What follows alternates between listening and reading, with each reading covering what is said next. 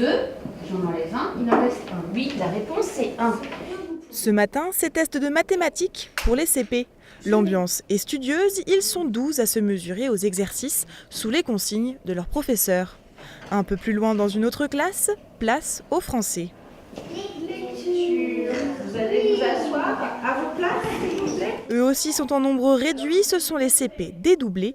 Depuis septembre dernier, l'école Jean Mermoz à Schiltigheim a ouvert 3 classes de CP supplémentaires, avec des résultats positifs déjà visibles par leur enseignante. C'est pas forcément plus calme parce que les enfants prennent la place qu'il y a dans la classe. Donc comme il y a plus de place, ils l'occupent aussi plus. Mais on arrive mieux à les cerner, on arrive mieux à les encadrer et on les connaît bien. Dès le premier mois, on a senti les effets positifs dans le sens où on a identifié les besoins de chacun et on a été capable de les aider tout de suite. C'est plus facile pour eux de participer à plusieurs moments de la journée que d'être à 25 ou 26 dans la classe. Et on ne peut pas forcément interroger tout le monde. Il y a moins d'élèves autour, donc ils se sentent aussi moins regardés et plus à l'aise.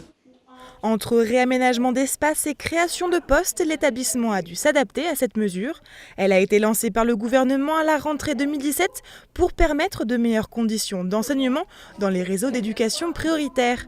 Ici, environ 80 élèves sont en CP dédoublés et à la sortie de l'école, les parents semblent satisfaits. J'ai un garçon qui est en CP dédoublé, qui inaugure cette formule. On sent que le suivi de la part de l'enseignante est beaucoup plus facile dans le sens où il est adapté. Elle est plus autonome et elle se sent plus à l'aise dans une classe dédoublée. Moi je trouve que c'est beaucoup mieux. Mes autres enfants ils étaient dans des CP normaux. Ils avaient un peu plus de difficultés parce qu'ils étaient beaucoup plus nombreux et voilà, c'est mieux je pense que comme ça. La mesure s'étend désormais progressivement aux classes de CE1, mais si ces effets semblent positifs sur les enfants, 2 questions demeurent au niveau national. Avec quels moyens et comment préparer le retour dans des classes plus nombreuses?